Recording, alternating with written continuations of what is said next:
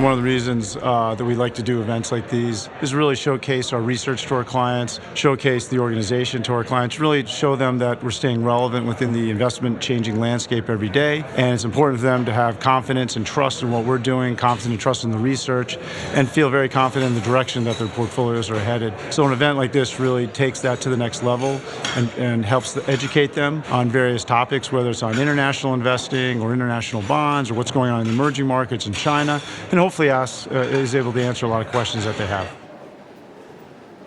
There's some things that investors need that are new skill sets, and some things that they have to rely on as they always did. What they have to rely on that they always did was basically understanding behavior and how conventional wisdom can cause people to herd and prices to move. The world that we live in today is very geopolitically unstable, and it really wasn't that way. The Berlin Wall went down in 1989, and after that it's become kind of increasingly geopolitically unstable.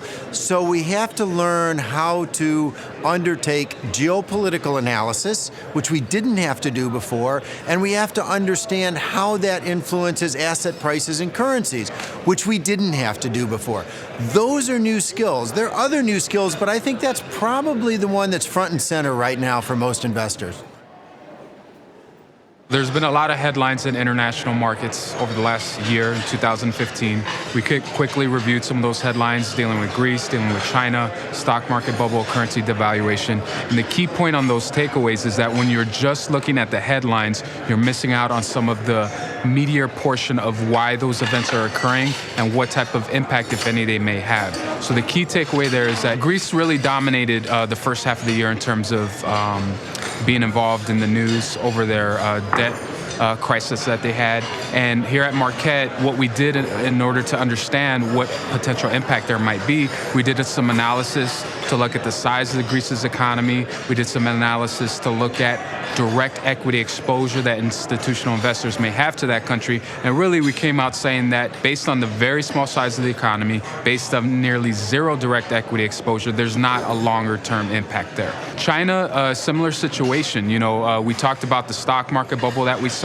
You see that in the news a lot, and that's something that investors may think is a big issue. But in looking at that market is very much limited in terms of exposure. Typical U.S. investor does not have exposure to Chinese equities in that market. They gain exposure through other share classes. So that bubble really was limited to China in general. So the bottom line there is that the news and the headlines can be very much scary because they're in there to sell newspapers, they're in there to get internet clicks, and not to overreact to some of the short-term volatility and really stay the course on your longer-term portfolio allocations.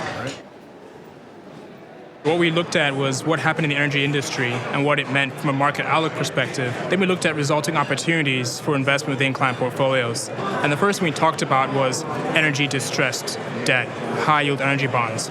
And we looked at par value of outstanding bonds last year, and we looked at that same data this year. And what we saw was that a significant amount of energy bonds were trading at distressed levels. And so what that means is investors with the appropriate risk appetite can hunt for value in energy high yield.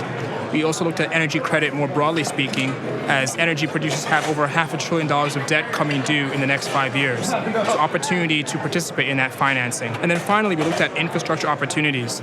And one of the effects of low oil prices is a low forecast for future inflation. And since infrastructure benefits significantly from inflation or the presence of inflation, we thought that the opportunity is more cautious but available in infrastructure, given that inflation expectations are going to be lower for the next year or so. So we got the question a lot recently of, is the stock market overvalued? Is it undervalued? Data metrics like PE ratio, dividend yields that suggested the stock market was really overvalued at the beginning of the year, undervalued maybe a little bit now after the August sell-off. What we want to try to do is investigate whether we can add value to client portfolios by tactically rebalancing in and out of US equities based upon those data readings, especially if those data readings are significantly above or below their averages, suggesting especially a high-priced market or low-priced market. Can we predict the subsequent returns by looking at those data readings? And the answer is there's some directional consistency to that, but there's too much volatility to be consistently right. And now when you incorporate in today's environment, which is relatively benign for those data metrics, along with the expectation of slow growth, future of high volatility, in lower asset class returns across the board, it makes it really hard to rebalance out of one asset class into another. Number one, none of the valuation metrics are offering any really true tells or insight into future direction. Even if they were inflated, the volatility is simply too great. And then with returns being low across the board, it's less appetizing to move from one asset class into another when you're really just trading one low return for another. Over the last 7 years since the financial crisis in 2008, we've been seeing a huge change in the markets in terms of a phenomenon that's been shifting the paradigm of the bond markets in terms of growing bond illiquidity. And that's been caused by the re-regulation within the financial sector post-crisis. We have come up with a handful of recommendations for our institutional as well as high net worth investors on how to address this bond illiquidity problem. And that starts first and foremost with diversification. It starts with bringing down risk. Another important thing is to avoid investment mandates that are too narrow because you could be trapped in a pocket of the markets that are too difficult to trade. Most importantly, it would be to know your managers in terms of their size, how large they are relative to the peers, because larger size managers are more subject to big client redemptions. Manager concentration within their asset class is also very important to look out for. Hedge funds have oftentimes caused a lot of angst and question from clients, and recent performance versus sort of long-only risky assets has been so-so. So really what we're trying to do today is dig down a little bit into the numbers, really trying to understand the performance a little bit better, and then also talk about where we see the industry going forward. The waters have been muddied a little bit by how well equity markets have done, and recently we've seen hedge funds doing a lot better relative to equity markets as things have gotten a little bit bumpier. And we think on a go-forward basis that investors with hedge funds in their portfolio are pretty well positioned on a go-forward basis. The takeaways for us were, from a portfolio standpoint, we certainly wouldn't tell you to have 100% in hedge funds, but we don't think zero is the right number either. We definitely work very hard at Marquette to find managers who earn their fees. Hedge funds are a high-fee asset class. People are rightfully skeptical. We think in the hedge fund space that not all managers earn their fees. And so we spend a lot of time on the manager search side of things trying to find managers who generate risk-adjusted returns that are commensurate with the fees they're charging. Good rule of thumb would be not to make decisions based on short-term performance. Another rule of thumb would be to vigorously negotiate low fees. Those are probably the two biggest quantitative outcomes of our research.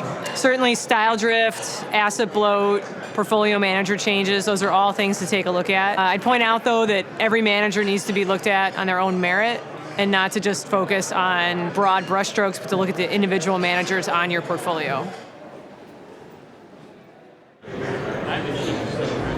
Big part of the manager search process is trying finding managers who risk-adjusted returns are commensurate with their performance. Oh, great. Now we have to do